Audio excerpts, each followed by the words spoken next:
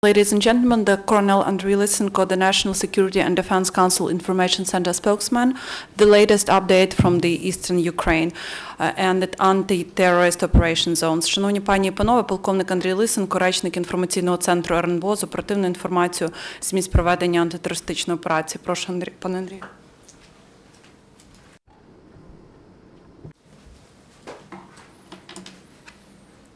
Ще раз доброго дня, шановні. Good afternoon, ladies and gentlemen. The ATO forces are still blocking terrorists in the region of Luhansk, Donetsk, and Horlivka. Active combat not far from Станиця Luhanska, Ясиновате, Жданівка, Nizhnya Krinka. Ukrainian forces are also blocking Ilovaisk,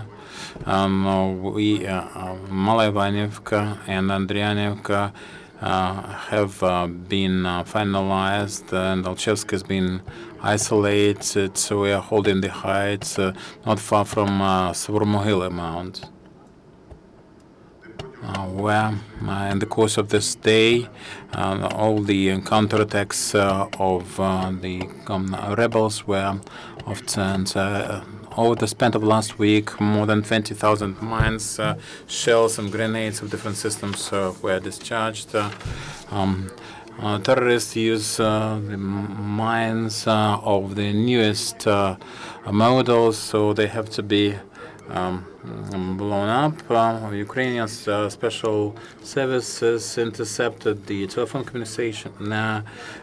Russian mercenaries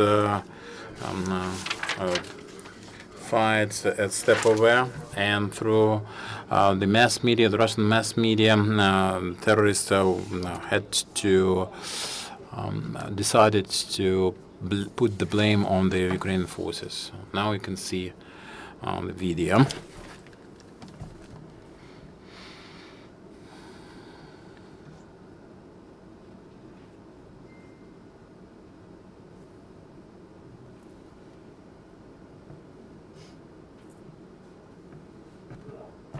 Yes.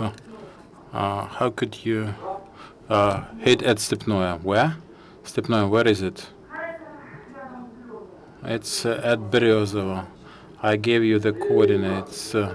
I don't know how you could hit. Can you hear or see that three-hour households in one? We had little children hit. Oh shit! And I'm really scared. Do you know what should be done? I've come home.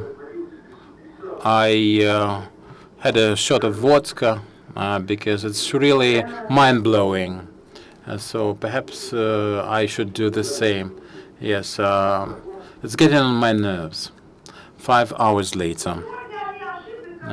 It was a mistake, wrong coordinates, so it's the difference in seconds. Facts are facts. Information, the disinformation was used that was the Ukrainian deed. Nobody is secured against it, so they were doing it. War is war. Thank you very much. I would like to entertain the questions after the main part of the briefing. We have another video. This is a testimony of a Russian soldier. I was born in 1995, the 8th of February, Saratov Oblast. On the 22nd of May 2013, I was drafted 9 months of service, and I signed the contracts for the 9 infantry brigades. I served 6 weeks under the contract, and then was transferred to the 1st battalion. And we 2 weeks later, we were transferred to Rostov Oblast on an alarm at Nemerovo. We had Krasnovka village. We deployed in the woods. We put our tents there, and we were in disguise. We disguised our presence, and a month later, we were called upon by the commander, we had to take our armed personnel carriers and make a convoy of them, and these guys then played all the numbers, all the serial numbers on the equipment to remove all the marks, all the marking, and to repair the machinery. We repaired the machinery, and then we had a KAMAZ, and we put all the tools and the anti-missile defense units, and Colonel Brikov and Captain Vasura checked the vehicles. 5 a.m. we started our march. 14 vehicles of the convoy, escorted by the crews, and they arrived at 8 a.m. at the destination, and we had to give the vehicles to the rebels, and their vehicles were bound for the Russian Donetsk. After dispatchment of 14 vehicles, our commander of battalion said that the rest of the vehicles should be ready for combat. On the 8th of August, they suggested that we could have a contract with the rebels, 14,000. With my friend, Private Dorofei, we decided to leave the Russian army to become part of the rebels' army. And on the 8th of August, we left, spent the night in the woods, and then we marched for almost 2 days through the fields. We were thirsty, and that's where we saw them. After the crossing of the border, so we saw that the offensive started. I was given the harness and the grenade launcher and the grenades, and I was in a ladder vehicle with the sniper rifle, the 3 Mucha, grenade launcher. My friend was in the armed personnel carrier, and we were going to the bridge where we turned back and came back, and we saw the balloons and the tanks. At the tanks, so we started to alight with our weapons on us, and there we saw Ukrainian combatants, and one sniper said, "Are you one of us?" But they said, "On your face," and they saw in the vehicle sniper rifles, and this sniper immediately admitted that he was the one. A big man came to me, took off my harness, and tore off my personal number from the uniform, and we were lying there for 15 minutes or so. Somebody was passing by. Those were the rebels, and they backed up and they started shooting at it. Perhaps they left the side, they couldn't chase them, and we all were taken to a shop, and that was about 4 p.m. At 5 p.m. the rebels started to shoot at a village at the shop with Grad missiles and grenade launchers. That's enough. All the video and photo materials are available with the Ukraine Crisis Media Center in Sverdlovsk-Luhansk Oblast, the direction of the border between Ukraine and Russia. We have the caravans with the with the stolen belongings going to and fro, and they are taking away the machinery and all the things. Now they're disseminating false hryvnias with different of different value, and they are paying with them. The quality is very low without the magnet stripe, so we would like to draw attention to the fact that it is very likely that they will appear in our market also in the nearest time, and there will be attempts to use them for payments, cash payments. Transmission lines were broken in Donetsk, Verkhnya-Kalmysk filtering station is without electricity, and that is also true for the 67 communities of Diivka. Coke coal and chemical plant is also without electricity. Hirke and Bohogirsk.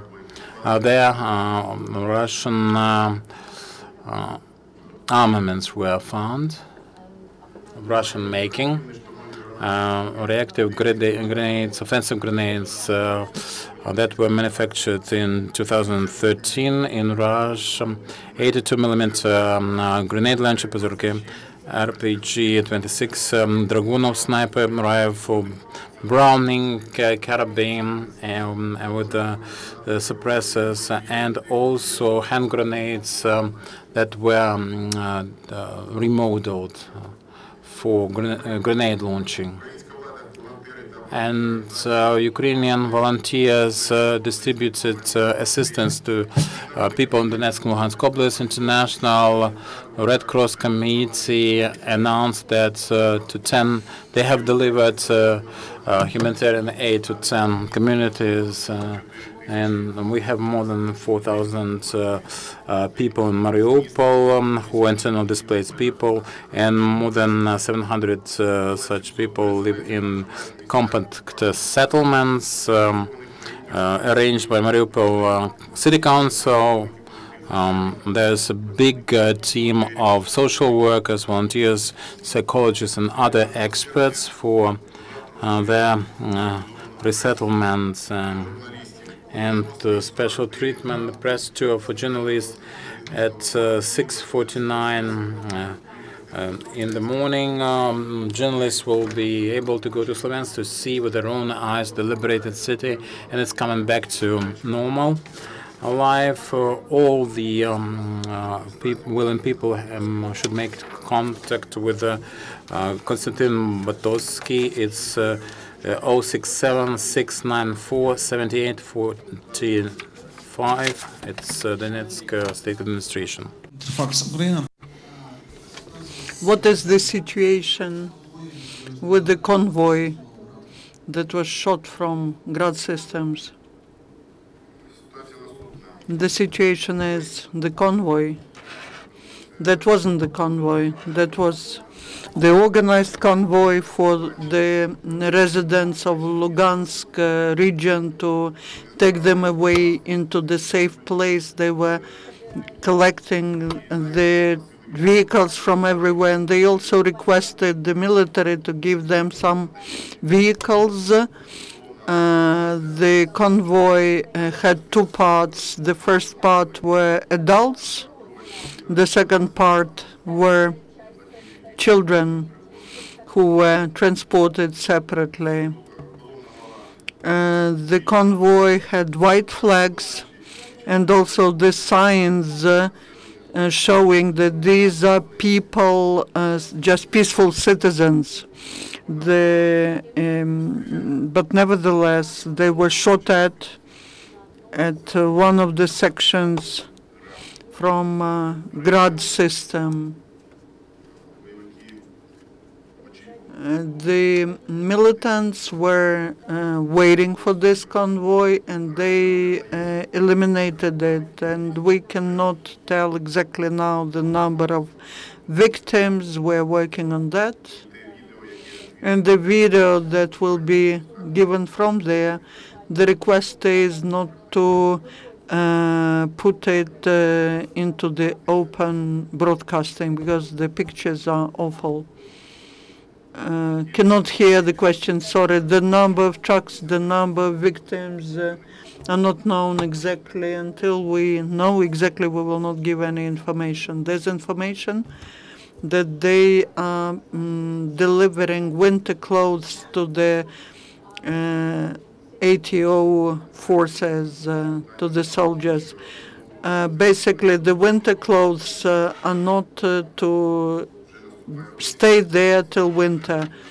There's the end of August and the nights are cold, especially they're cold near water and near forests. It's very, very cold there already, and that is why the decision was made to send the warm clothes to them, not to wait till the snow falls. To everyone. Please ask your questions into the microphone so that they can be translated. You just mentioned that the militants learned that the convoy will be moving. We assume that they have had that information. But for me, for all the journalists, how the militants learn about the information which is to be classified. When the convoy was formed, this was formed during several days. There was an announcement made so that the peaceful citizens know about that. That was not any military secret, because there was the corridor prepared for the peaceful citizens. That's not a classified information. This information was disseminated there, and the citizens were getting ready. And when the convoy was ready and when they start moving, they were shot at. Talking about battalions and the special operations, how do the militants learn about the information, about that, what will be happening at Savur-Mogila? What is the situation near Savur-Mogila? Which battalions are there? We're not telling the names of the battalions or the numbers. The Savur-Mogila and the mount nearby, they're controlled by Ukrainian military. The militants are trying to get it back, but I told you that during the last 24 hours, all the counterattacks were repelled. Do you know that a month ago, when our guys were going to Savur-Mogila, they were shot at from Grad systems, and many people were killed. They shoot from Grad systems, not just there, but in other places of ATO zone. But the militants learned about that. Probably it's better to ask them where they get this information from. It will be useful for us. You do not exclude the fact. I do not exclude anything. If you have any chance to learn, please tell us. We will appreciate that. Can I talk to you later? Yes, sure. 1+1 channel. We know that in Starobilsk detention facility there are some soldiers from 51st Brigade, and then they were moved to another.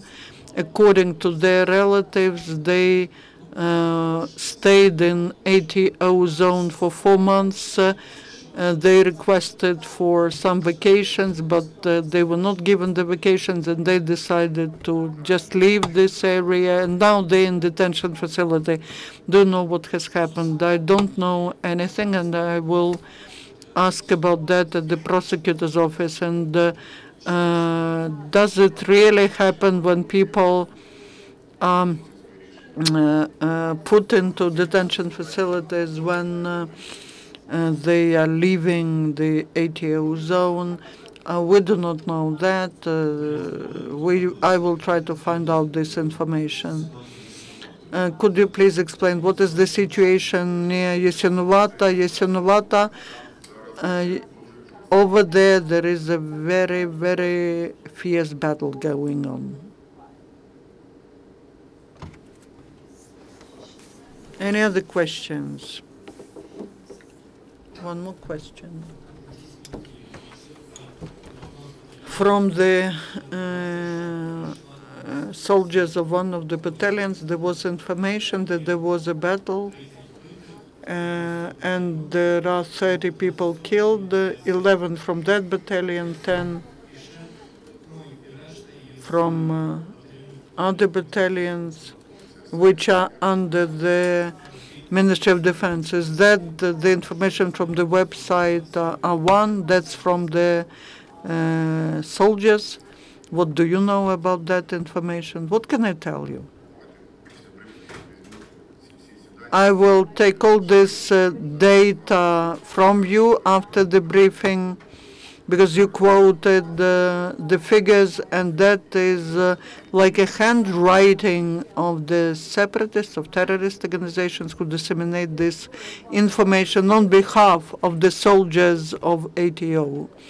Just give me this information, I will verify it. No more questions then.